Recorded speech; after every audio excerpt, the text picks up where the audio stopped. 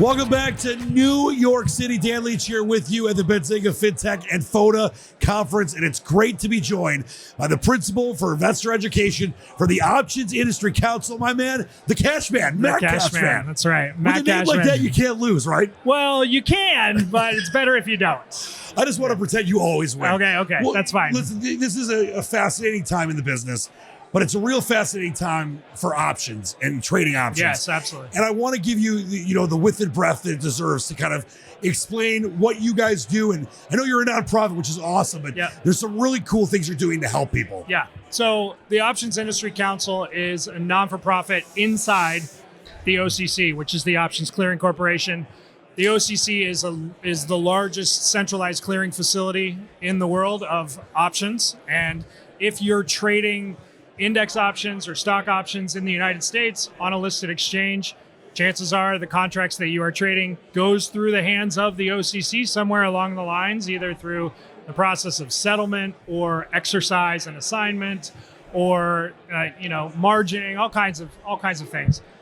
The OIC, the Options Industry Council, was established in 1993 as a collective to actually educate the public as to the risks and the benefits of exchange-traded options. So really what we do is teach people how options work, and that's from the top down essentially what our entire, our mandate is to make sure people understand how the contracts that they're trading actually work from the bottom up.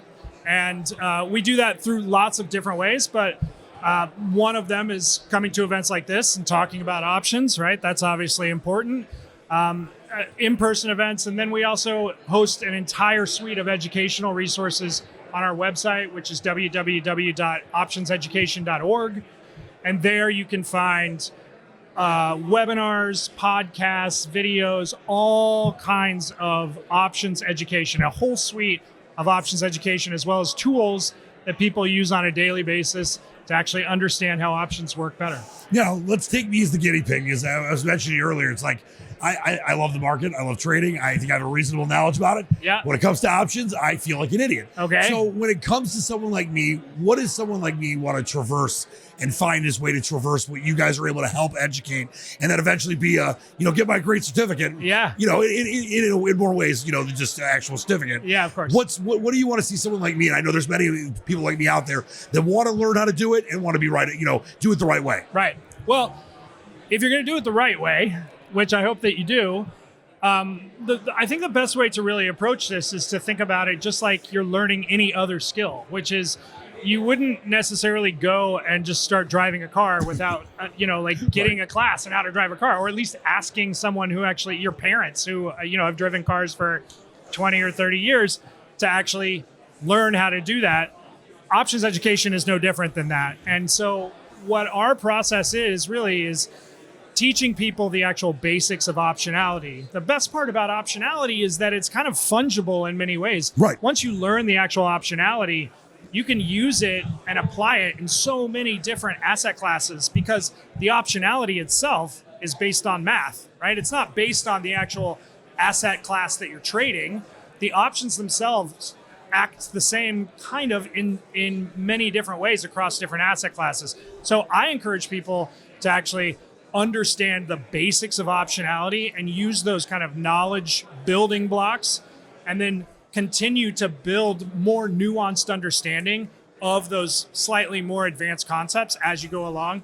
You'll see when you go look at optionseducation.org that that's really what our curriculum is kind of like built to do, is to start you off at a certain point, give you good knowledge base about the entire product set, and then allow you to learn little bits more as you go to really have a more nuanced understanding as you go along. It was so beautifully explained. Like you said, if I become a field goal kicker, I'm not just going to start kicking. Yeah. I'm going to have to learn how to kick the field goal. Exactly. 10 yards, 20, 30, 40, 50. And you're probably going to miss a lot of them at first, right? And then you get better. Yeah, exactly. So when you look at where we're going, and as I mentioned, I love where we're at in this market. I love the ability to be able to trade on your phone, all the cool things, Matt, that we know that are positives. Where do you see things going the next 2, 5, 10 years? And where do you guys want to be, along for the ride as part of that? Yeah. Well, the interesting part about this is if you look at so for instance, I was trading S&P options in the pit in 2008. And in 2008, I think the OCC cleared something like just under 4 billion contracts for the entire year. That was an incredibly volatile time. And I remember looking up at the number at the end of the year and seeing it go by and thinking that I was never going to see that much volume ever again. Well, in contrast to that, last year, the OCC cleared north of 11 billion contracts. And this year, we're probably going to clear north of 12 billion contracts. That's just in the course of the last 15 years. Those numbers have doubled and tripled in places. Those volume numbers are so much bigger than they were previously, and due in large part to many of the things that you mentioned. Right. People's ability to trade on their phone, the democratization of the amount of information that people have at their fingertips, in many cases in their pocket, right? I mean, it's so amazing. And so that part, yeah, exactly. That part to me is what's so encouraging about the marketplace, but it also demands a certain level of understanding and education, right? Last year when I was here, I sat in this very room and had a fireside chat with Renato where I actually quoted Spider-Man, the whole... with great power comes great responsibility. Yes, exactly. With great power comes great responsibility. It does too. It's the same thing. And I think it's true. It's one of those things where the thing that people need to understand, at its base level, options are leveraged instruments. And so anytime you're trading a levered instrument like that, you need to understand how the actual math behind that contract actually works.